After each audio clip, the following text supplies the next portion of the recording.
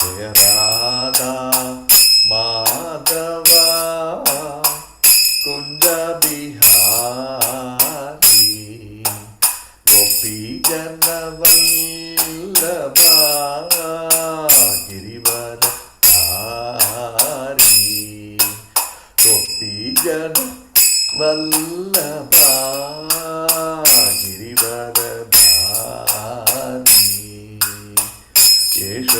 यशोदानंदन ब्रज जन रंजना यशोदानंदन ब्रज जन रंजना यमुना तीरावन चारी यमुना तीरावन चारी जय राधा माधवा कुंज बिहारी गोपी जन वल्लभा गिरिवर धारी यशोदानंदन ब्रज जन रंजना यमुना तीरावनचारी हरे कृष्ण कृष्ण कृष्ण हरे हरे हरे राम राम राम हरे हरे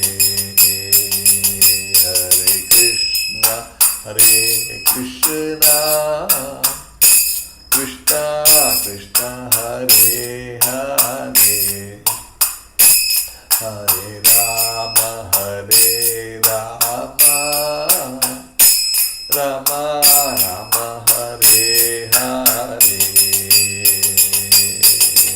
हरे कृष्ण कृष्ण कृष्ण हरे हरे राम राम राम हरे हरे हरे कृष्ण कृष्ण कृष्ण हरे हरे हरे राम राम हरे हरे हरे कृष्ण कृष्ण कृष्ण हरे हरे हरे राम राम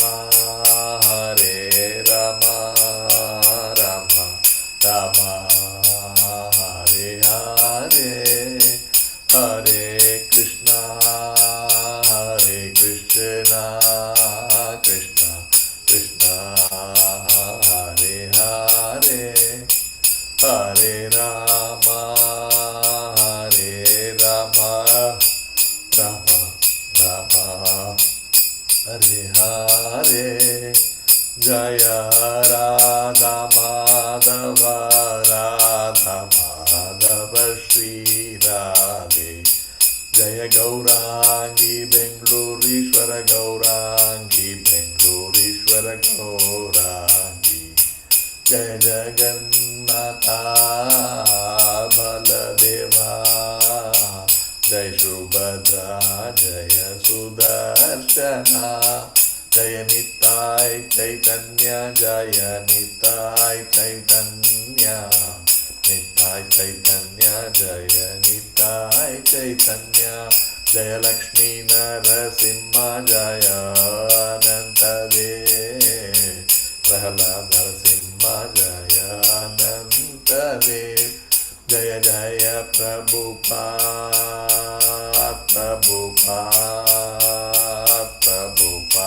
जय जय प्रभुपाद जय ओम विष्णुपाद परमहंस परिव्रजाचार्य अष्टोत्तर सदस्य श्रीमद अभय चरणारविंद भक्ति वेदांत स्वामी श्री प्रभुपाद की जय जय ओम विष्णुपाद परमहंस परिव्रजाचार्य अष्टोत्तर सदस्य श्रीमद भक्ति सिद्धांत सरस्वती गोस्वामी महाराज श्री प्रभुपाद की जय अनंत कोटि वैष्णव वृंद की जय नामाचार्य श्रीलादास ठाकुर की जय प्रेम से कहो श्री कृष्ण चैतन्य प्रभु नित्यानंद श्री अद्वैत गदाधर श्रीवासादि गौर भक्त वृंद की जय श्री श्री राधा कृष्ण गोप गोपीनाथ श्याम कुंड राधा कुंड गिरि गोवर्धन की जय व्रजभूमि श्री वृंदावन धाम की जय मायापुर श्री नवद्वीप धाम की जय मथुरा धाम की जय, द्वारका धाम की जय, जगन्नाथपुरी धाम की जय, गंगा माई यमुना माई की जय, भक्ति देवी तुलसी महारानी की जय, समवेत गौर भक्त वृंद की जय, गौर भक्त प्रेमानंदे हरि हरि बोल. All glories to the assembled devotees, Hare Krishna. All glories to the assembled devotees, Hare Krishna. All glories to the assembled devotees, Hare Krishna.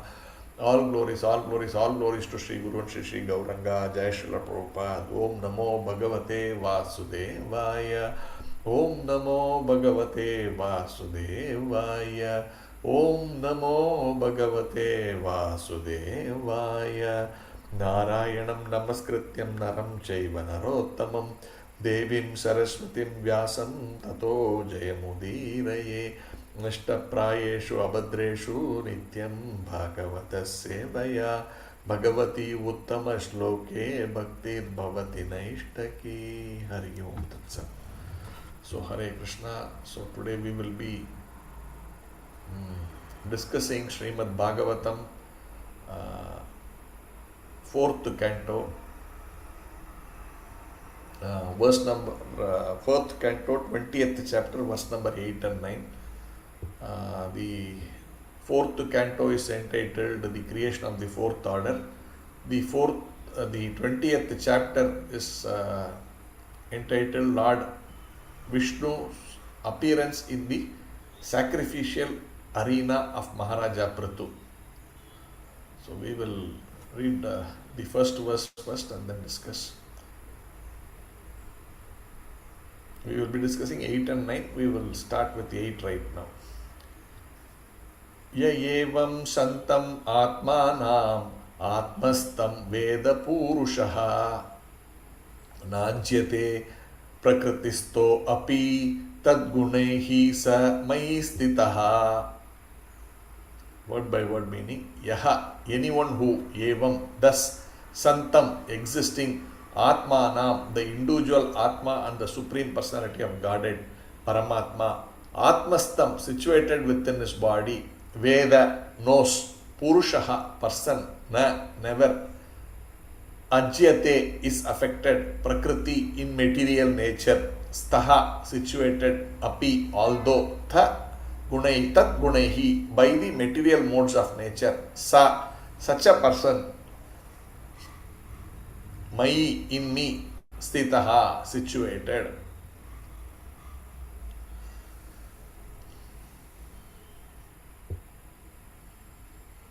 Translation and purport by His Divine Grace A.C. Bhaktivedanta Swami Srila Prabhupada Ki Jai.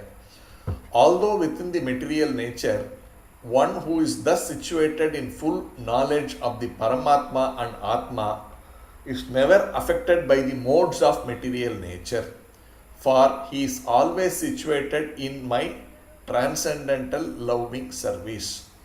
Purport. When the Supreme Personality of Godhead appears in this material world, he is not affected by the modes of material nature. Similarly, those who are always connected with the Supreme Personality of Godhead, even though they be within the material body or the material world, are not affected by the material qualities. That is explained very nicely in Bhagavad Gita 14.26. Mam chayo abhyacha Mam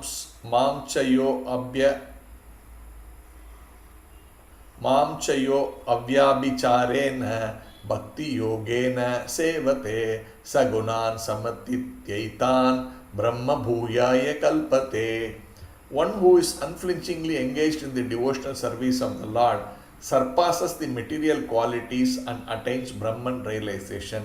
In this connection, Srila Rupa Goswami says that if a person is always engaged in the service of the Lord with his body, words and mind, he is to be considered liberated although living in the material world. We will look at the next verse later. We will discuss this particular verse now.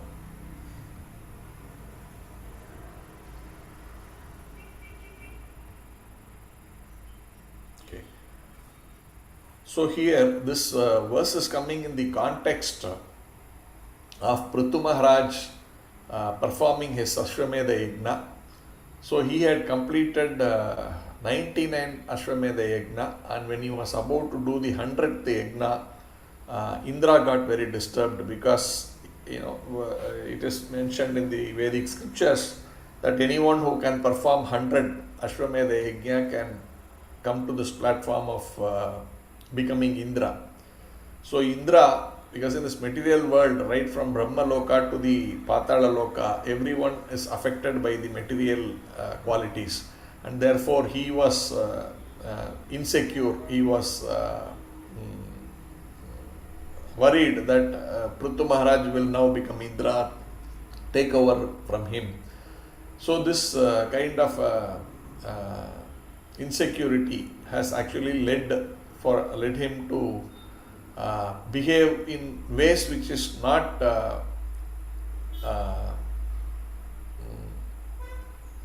how Indradev should behave. He stooped very low. He tried to disturb the yajna.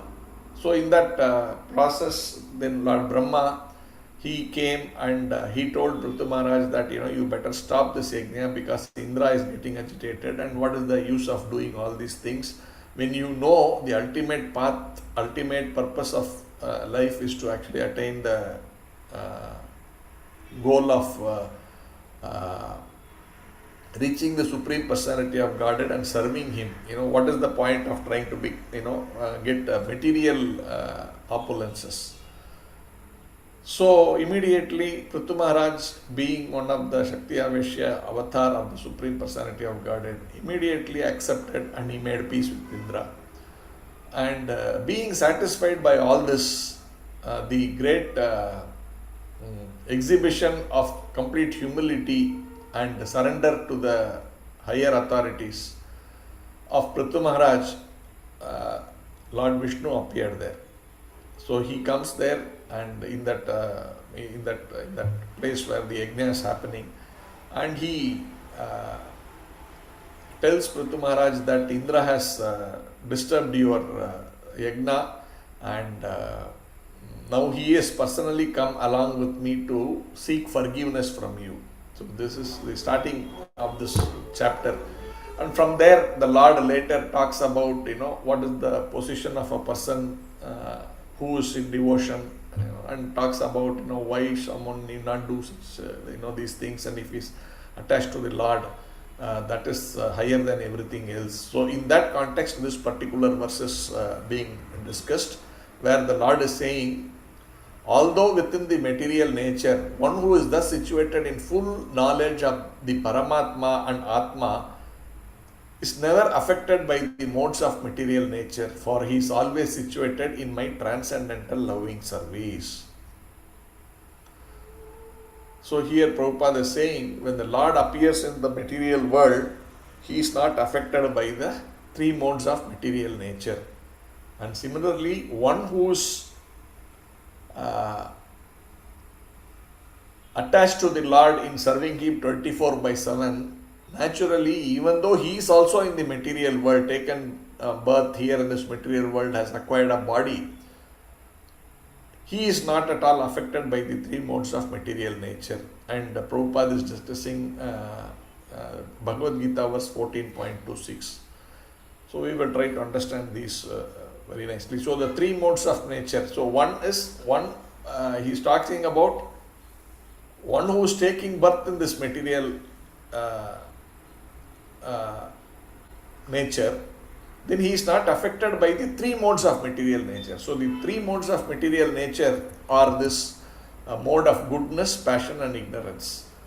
So any living entity which takes birth or comes in contact with material nature, then naturally, immediately he is covered by these three modes of material nature. So Krishna says earlier where any person who is thinking he is the doer, he is in ignorance. And he says, in reality, all these actions are performed by the three modes of material nature which are under my control. So that means all the activities in the material world are actually carried on by the energy of the Lord, which includes these three modes of material nature.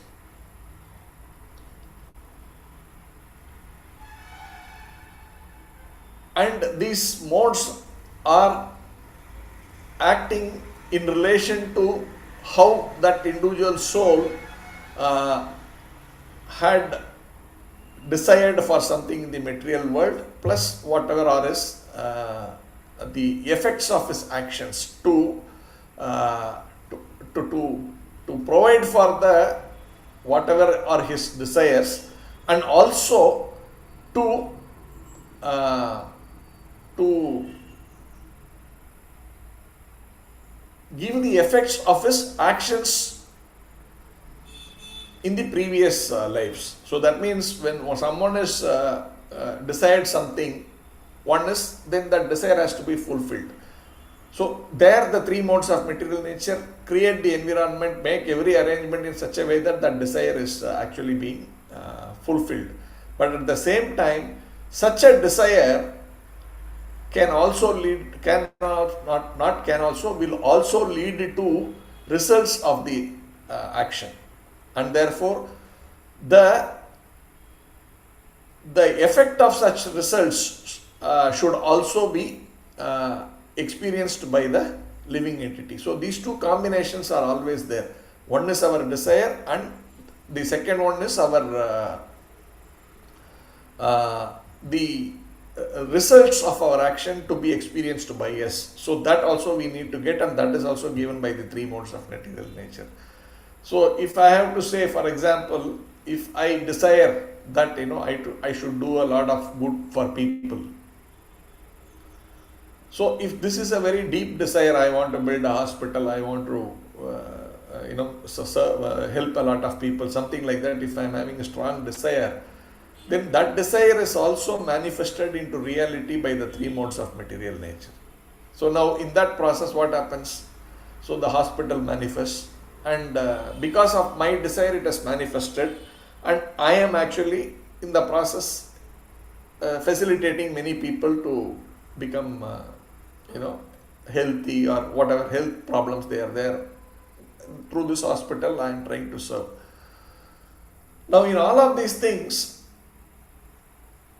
I also have a sense of achievement that I have done this, and because of this many people are benefiting, something like this. So now here I am attaching the results of this hospital to myself, and as a result I will also have to get some good benefit, because I have caused some action to be done through my desire, and I am not connecting it to the Supreme Personality of Godhead. So it becomes a karma.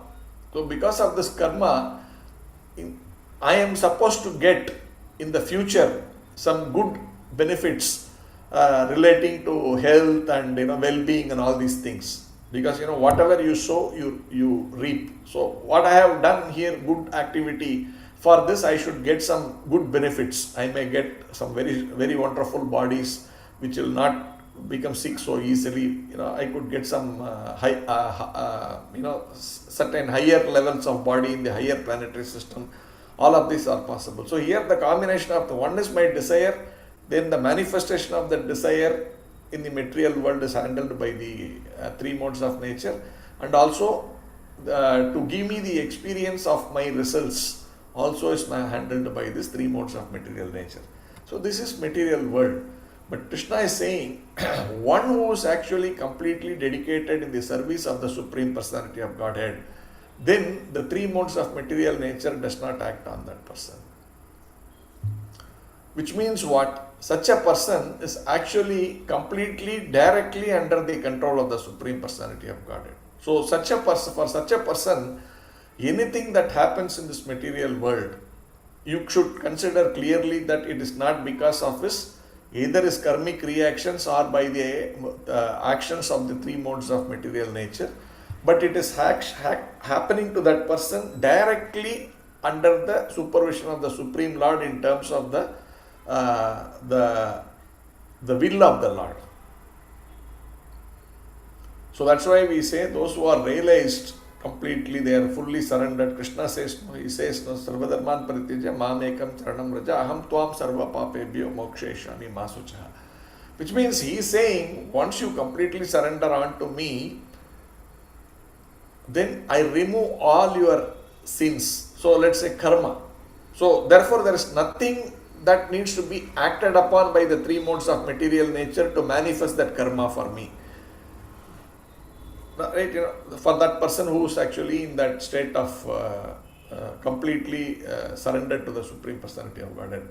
But then for him also so many things happen, when he is in this material world. So how do you understand that? That one we should understand that since he is not under the control of the three modes of material nature, we should understand that it is directly manifested by the Supreme Personality of Godhead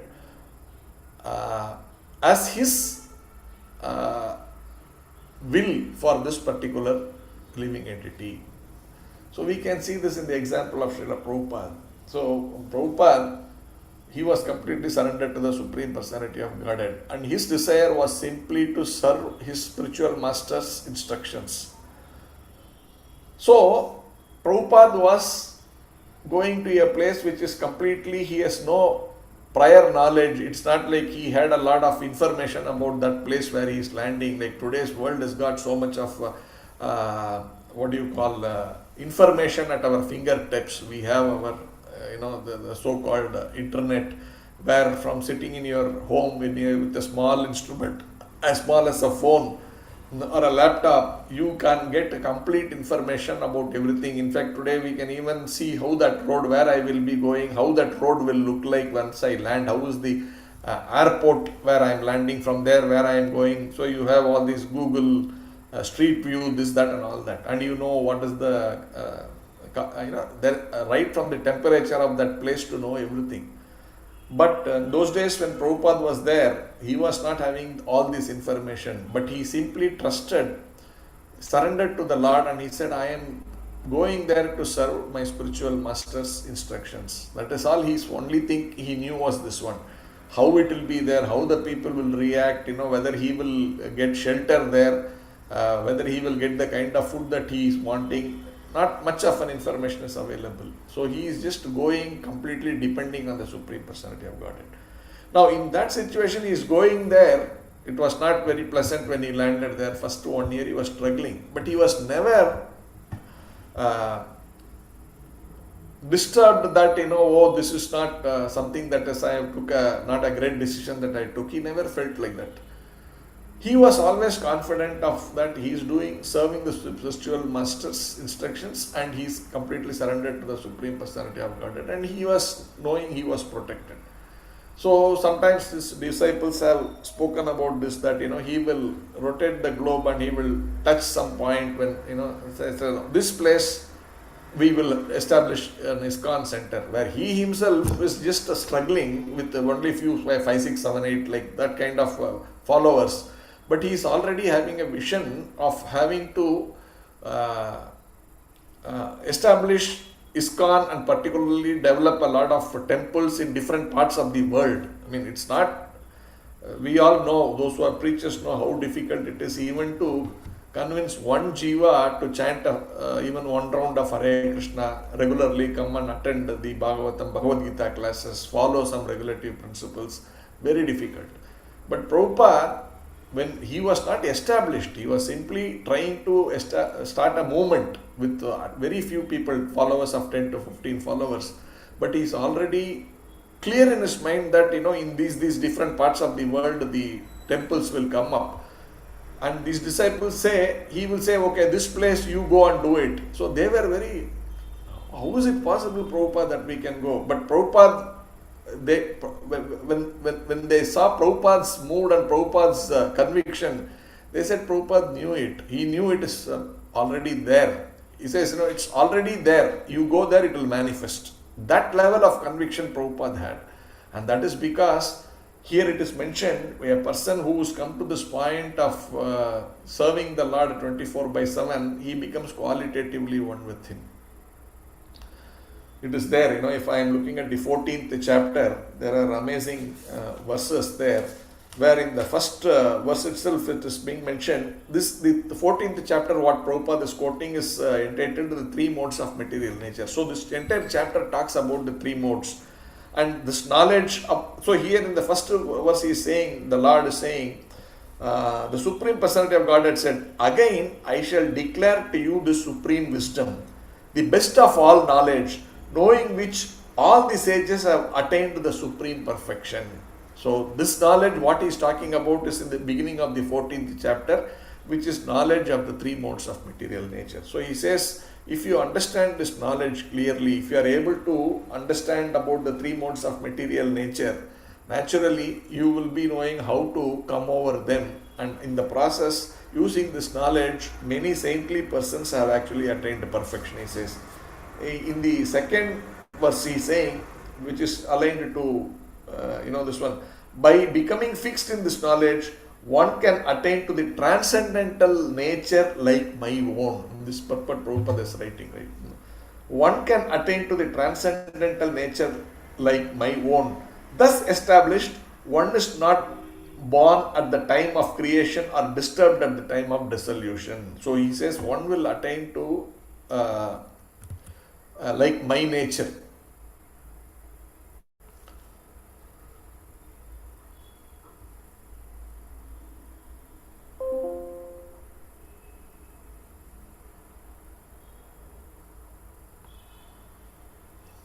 One, and he is quoting here the quote by Srila Rupa Goswami. He says, one who is unflinchingly engaged in the devotional service of the Lord surpasses the material qualities and attains Brahman realization.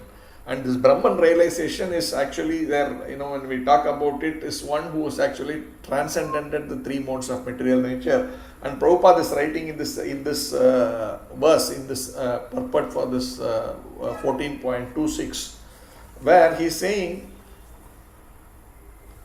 the person may be living in this material world, but he is attained to the stage of sort of equality with the Lord. Again, then Prabhupada is very carefully trying to explain, when you say equality, that doesn't mean that you become either one with the God or you become completely equal like him in every respect. No, it is qualitatively one, even though this soul's thing is much insignificant compared to the potency of the Supreme Personality of God there. But still, qualitatively, he becomes one with that Lord. In his pure state, he becomes like that. It is Prabhupada is mentioning that there. So it's like, we also, in many other verses also, Prabhupada is quoting, right, that if an iron rod, you keep an iron rod in fire for some time, then you take that iron rod out and touch it to some paper or something, the paper will burn. So the iron generally was not having that ability to have fire or burn. But when in association with that fire for some time, the iron rod transforms into fire, and therefore it is able to burn the paper. The minute the iron rod cools down, it will not be able to burn that paper. That means it has lost that connection, and therefore it is not able to perform that activity. Similarly, anyone who is in touch with the Supreme Personality of Godhead 24/7, then naturally he also acquires the qualities of that Supreme Personality of Godhead. But this, we should be very clear that doesn't mean we become one with the God or become equal to the God. But qualitatively we can be compared to the Lord. That is the meaning, qualitatively. But quantitatively we are minuscule, while the Lord is actually infinite. So these two things are very important that we need to know. But the point, however, is that one who is trying to transcend the three modes of material nature, who has this knowledge, then which leads to understanding that I am in the Brahman platform. That Brahman platform is qualitatively one with the Supreme Personality of Godhead, which means this very, it sequentially goes step by step. So then it becomes, if you are one with that, you are a minuscule portion of that larger one, it is natural that this minuscule is actually connected to that Supreme by the natural service, right? So the material world, we are here, then we are naturally connecting to the other living entities, relating to the other living entities, and we are serving them in different ways. So it could be like, if I am considering myself a father, then I am connected to the children and I am trying to serve them. Similarly, the husband or wife or the you extend that further and say, no, I am a citizen of this country. We try to serve that country. We are serving the society. In every way we see we are connected. What we associate with, we are able to connect to that, and then we start rendering some service in different way. Even though we think sometimes we are the enjoyer, we are serving. The same thing, if I am able to remain in the platform of soul, then naturally I should connect to that Supreme and then serve that Supreme Personality of Godhead. Because I am part and parcel of that Supreme. That is how it has been mentioned. If I am part and parcel of that Supreme, it is natural for the part to serve the whole. Just like this hand, which is the part of the body, is serving the whole, which is the whole body. It is natural. You can't say, no, this hand will not serve the body. It is independent. That doesn't make sense, right? And you will never see such things, that this hand will not serve this body. It is natural, it will serve. It is his constitutional position to serve this body. So, a soul who is coming to this platform of serving the Supreme Personality of Godhead naturally attains to that state like the Lord himself. And in that state also, it is only serving to the Supreme Personality of Godhead. And the fact is, as we say, and here the verses, even though they are situated in the material world, they are actually transcending the three modes of material nature. I will give you two more examples from Srila Prabhupada himself. So Prabhupada was once, I think he was in Japan. So there, he travels from some other place to Japan, and there is a time difference. So we know, right, we say when you travel towards the west and all that, there's some, you sort of gain time, and you are traveling from west to east, you lose time. So that means, the sun is traveling from east to west. So if we are starting from India, let's say when it is 4 o'clock or something, and you travel for 2 hours and you go, or you travel to another country on the western side, you will see that time there is not maybe same time you started here. You may be there also, it is 6 o'clock. That means, was there no time taken to travel there? No, because you are traveling ahead of faster than the sun, so you get to a place there and the sun is coming there at that point in time only. Therefore, there is a saving in time. So like this, so Srila Prabhupada, when he traveled, so it happened that, they started late in the night, and it becomes almost morning when they reach. So effectively, for example, if you are that 8 hours or 7 hours of sleeping time is lost.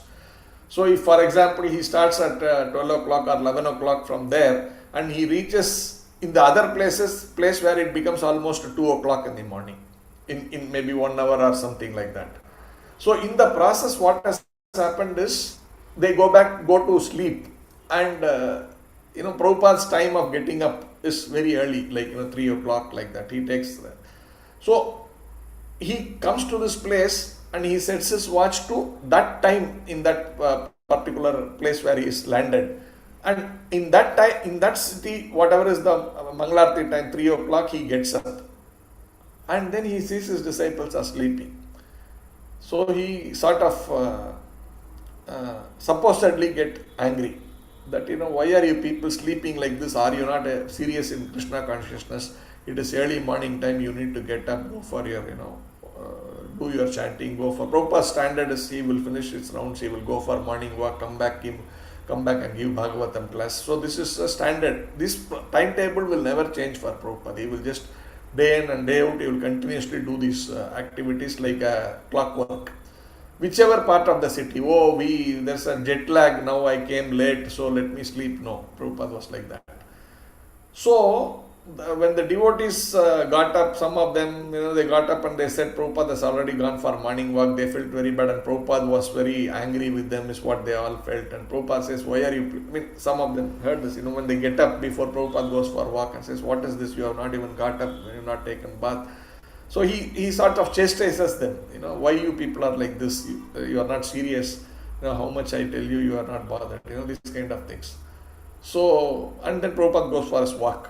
So, the one devotee felt very bad that, I have not lived up to the expectation. When Prabhupada is also old and he is also come along with us the same time, but he has slept, he has got up at that time, and he is not showing any of the symptoms of jet lag, it is very tired and all that. So, when a much older person can do this, we are not doing this.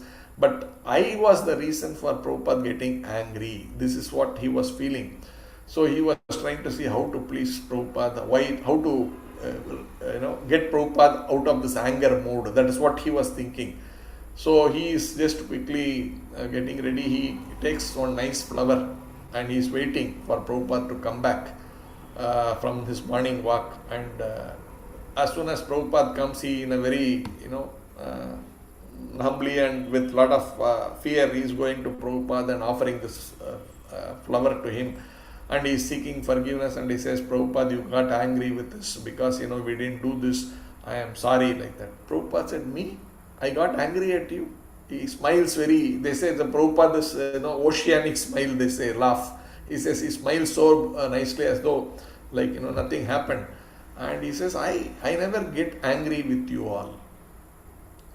How will I get angry with you? I am never angry with you. So they were surprised. So Prabhupada was showing so much of anger there, but now he is. So see, this is external. That means that show of anger, if you may say in passion or whatever, was not real. So because Prabhupada is not affected by these gunas, he is completely in different plane altogether. But externally, he needs to exhibit these things so that people sort of understand that. But in reality, inside he is never perturbed. He is as cool as he is generally. So this we can see from his thing. And he accepted that flower and he smiled nicely at that devotee. So the point is, Prabhupada does not show. There is another example also. We can use it in different context, but I am using it in this context. There was one time when Prabhupada was seemingly agitated. His disciples were not doing things the way it has to be done. He is shouting, why are you doing like this? Shouting like that. So some guest who had come, I think an Indian lady or an Indian person, so she says, Swamiji, why are you getting upset? Why don't you chant Hare Krishna? You just imagine, what do you call,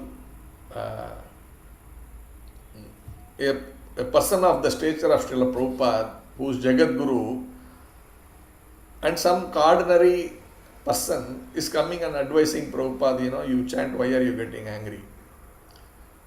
Then, if you have all these things, these gunas are there, that then that passion will be there. You'll say, how can you think I am such a great person? Don't I know? I am preaching all these things. You shut up. It could, you would expect someone to say that. But Prabhupada did say that. He simply took up his chanting bag and started chanting Hare Krishna, Hare Krishna, Krishna Krishna, Hare Hare, Rama Rama, Rama Hare. So here what we see is, at least this lady thought he is angry. In really he is affected by passion, but he was not. If he was in that passion, we have seen in Bhagavad Gita 2nd chapter, it will say attachment leads to what you call it leads to a lusty behavior, that leads to anger, and so it's natural. So if the anger means it should lead to madness. But here Prabhupada did not have that real anger, because if that was real anger, then his action, it is natural consequences. How see this, just like if you put ice water, water into fridge, it will become like a solid. This is natural. So like this, if you are in anger, you tend to lose your control. So this is natural. But how did Prabhupada did not show that, this, how can she say like that and get into, if he was angry, he would have become mad at her. But he was not. He simply chanted Hare Krishna, whatever she told. So in the sense, one is his humility, you can say, give it as an example. The other one you can more you can more, if you go a little more deeper, you say actually Prabhupada was not angry. So when someone says, this chanting, why don't we chant? Yes, naturally Prabhupada is telling everyone to chant. So he is simply taking it like, he's himself only saying all the time you chant. So he's chanting. So this is all examples to see that such persons who are completely connected to the Supreme Personality of Godhead are above the three modes of material nature. So we will now go to the next verse in this topic that we have been asked to discuss. I will share it again. So we have done 4.20.8 and we will have to do 4.20.9 now.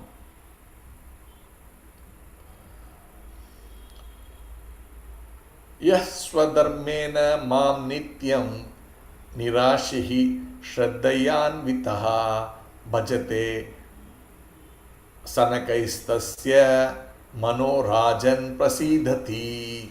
Word by word meaning, anyone who swadharmena, by his occupational duties, mam, me, nityam, regularly, nirashihi, without any motive, shraddhaya, with faith and devotion, anvitaha, endowed, bhajate, worships, sanakaihi, gradually, tasya, his, manaha, mind, rajan, O king Prithu, prasidati, becomes fully satisfied. Translation: the Supreme Personality of Godhead, Lord Vishnu, continued, my dear King Prithu, when one situated in his occupational duty engages in my loving service without motive for material gain, he gradually becomes very satisfied within. But this verse is also confirmed by the Vishnu Purana. Occupational duties are known as Varnashrama Dharma and apply to the four divisions of material and spiritual life, namely Brahmana, Kshatriya, Vaishya and Shudra, and Brahmacharya, Grahastha, Vanaprastha and Sannyasa. If one works according to the Varnashrama Dharma system and does not desire fruitive results, he gets satisfaction gradually. Discharging one's occupational duty as a means of rendering devotional service unto the Supreme Personality of Godhead is the ultimate goal of life. Bhagavad Gita confirms this as the process of Karma Yoga. In other words, we should act only for the satisfaction and service of the Lord. Otherwise, we will be entangled by the resultant actions. Everyone is situated by his occupational duty. Everyone is situated in his occupational duty, but the purpose of material occupation should not be material gain. Rather, everyone should offer the results of his occupational activities. A Brahmana especially should execute his occupational duty not for material gain but to please the Supreme Personality of Godhead. The Kshatriya, Vaishya and Shudra should work in a similar way. In this material world, everyone is engaged in various professional and occupational duties, but the purpose of such activities should be to please the Supreme Personality of Godhead. Devotional service is very simple and anyone can adopt it. Let one remain what he is. He need only install the deity of the Supreme Lord in his house. The deity may be Radha Krishna or Lakshmi Narayana. There are many other forms of the Lord. In this way, a Brahmana, Kshatriya, Vaishya or Shudra can worship the deity with the results of his honest labor. Regardless of one's occupational duty, one should adopt the devotional means of hearing, chanting, remembering, worshipping, offering everything to the Lord and engaged in his service. In this way, one can very easily engage himself in the service of the Lord. When the Lord is pleased with one's service, one's mission in life is fulfilled. So, here the Lord is saying that one who is situated in his occupational duty engages in loving service without motive for material gain. He gradually becomes very satisfied within. So, and Prabhupada explains this process, what Lord Vishnu is explaining is Varnashrama Dharma, where we all know that Varna are these four: Brahmana, Kshatriya, Vaishya and Shudra, and Ashrama is the Brahmacharya, then Grahastha, Vanaprastha and Sannyasa. So through the combination of these two, organization of the society and breaking up of our existence of our life into different zones, how we can progress into devotional service. The first one is the organizing the society based on our level of what I am, like this again these three modes of material nature what we discussed. Depending upon which nature is predominant in me, I can actually fall within the category of a Brahmana, Kshatriya, Vaishya or Shudra. So if I am too much in the Sattva Guna, then it is natural for me to have the qualities of a Brahmana and also the activities of a Brahmana. If I am too much into passion, then I have the qualities related to passion, and I also get the more aligned to taking up a profession which is aligned to the passion and also for the ignorance aspect of it. But in all of these things, my life should also be categorized into different stages of my life. So initially, okay, you spend the younger age in acquiring knowledge, because you can't acquire knowledge at an older time. So the knowledge of what is the perfection of life, what is there to be done, understand, to inquire about the the spiritual world, the Supreme Personality of Godhead, what is my role, what is my position, all these things. And in course of time, that propensity for some gratification comes, and at that point in time, that zone is actually Varnashrama, where they engage in a marital life, in that gratification aspect in many things, not simply about the sex life, but also about some possessions and things come into play.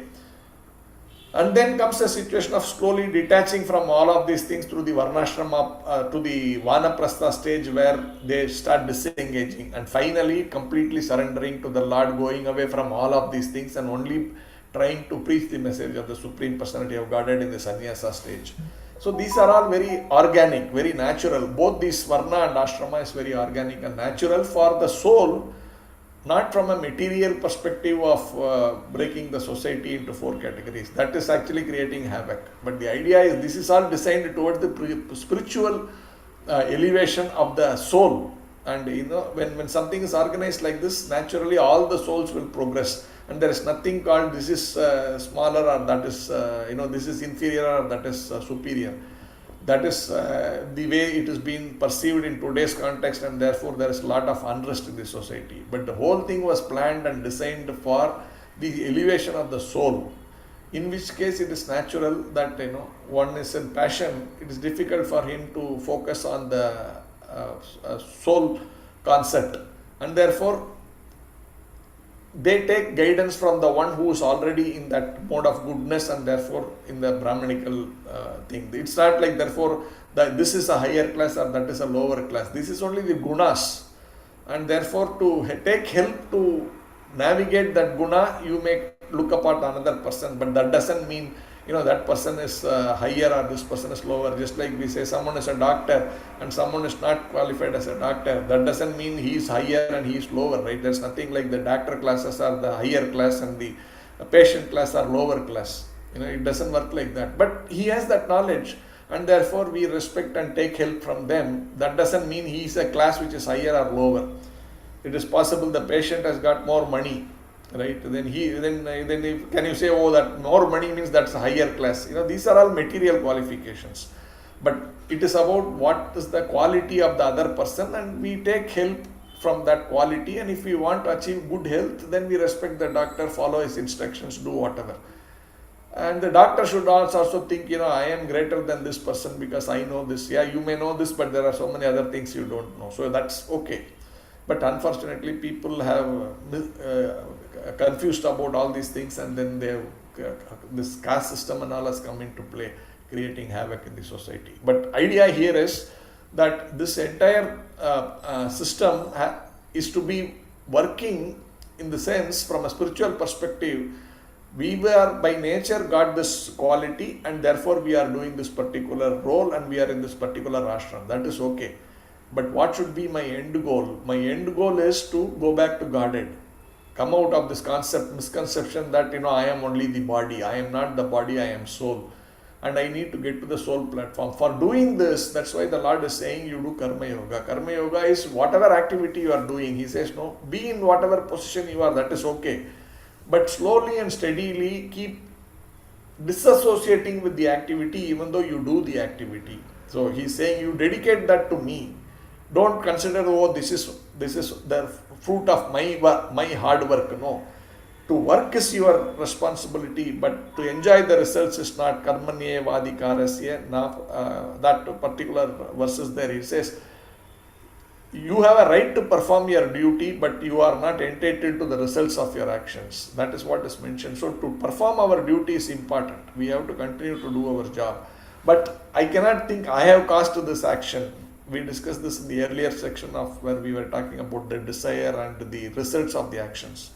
So the Krishna is saying, you work for me. Whatever work you do, you dedicate that to me. If that is the case, then slowly and steadily you will come to this platform of Brahman. That is what is being discussed in this particular verse. That's why he is saying, rather everyone should offer the results of his occupational activities.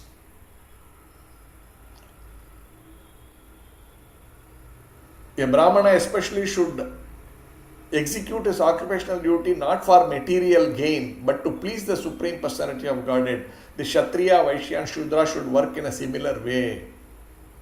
That is important. So, in our, in ISKCON, we clearly define this as Daivi Varnashrama.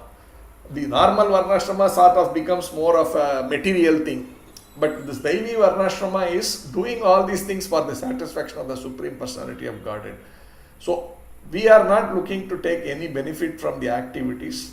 The aim at least, is that, you do your activity and completely do it for the satisfaction of the Supreme Personality of Godhead.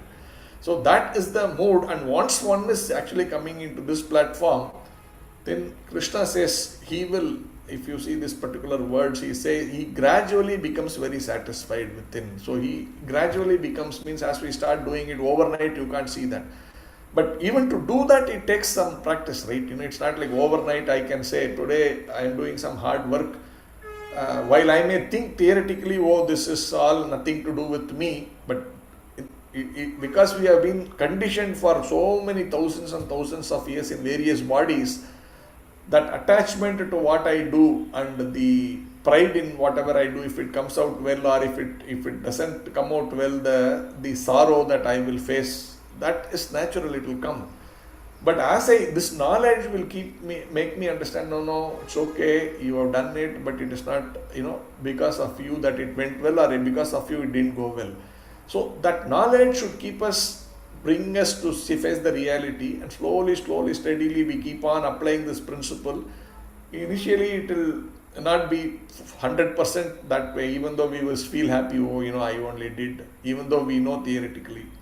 Or why this happened in such a bad thing. It's not. It is happened. It's not given good result. Then we lament.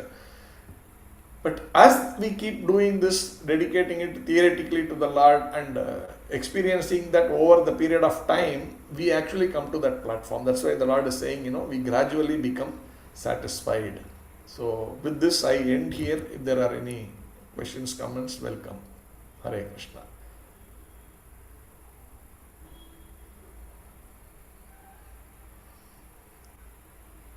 Okay, so thank you all very much. I'm sure today we don't have too many devotees watching live, but we are also on YouTube and I don't know where else it is there. So in future many could get to see these videos. So thank you all very much for taking time out and hearing Srimad Bhagavatam. These are from Srila Prabhupada's words, and we are only trying to explain that with whatever limited knowledge that we can and realization that we have. Thank you all very much. Hare Krishna. Vatra Srimad Bhagavatam ki jai, Srila Prabhupada ki jai.